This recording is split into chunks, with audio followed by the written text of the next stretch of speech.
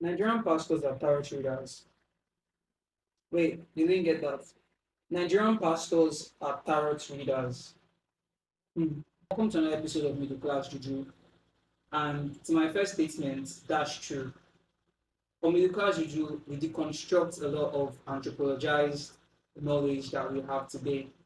Nigerian pastors are indeed tarot readers. I know you're asking, what's a tarot reader? I'm sure you heard of that word before, you haven't. But you know a Nigerian pastor for sure.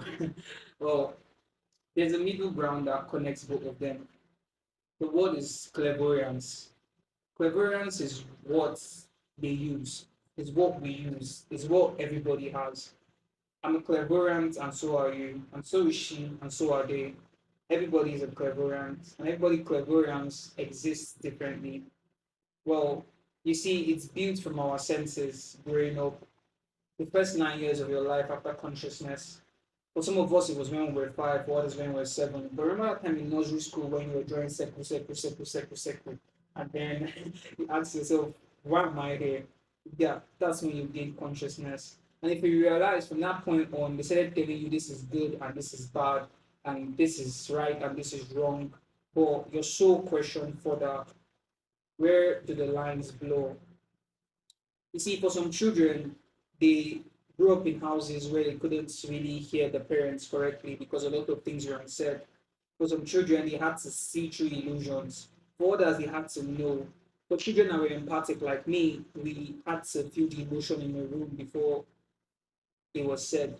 So, you know those moments when you walk into a room and you can feel the air heavy and you know something is up, but everybody's acting calm about it.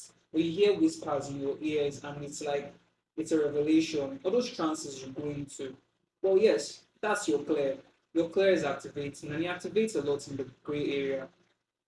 And how do Nigerian pastors connect to this? Well, they have clairs. They have beautiful clairs.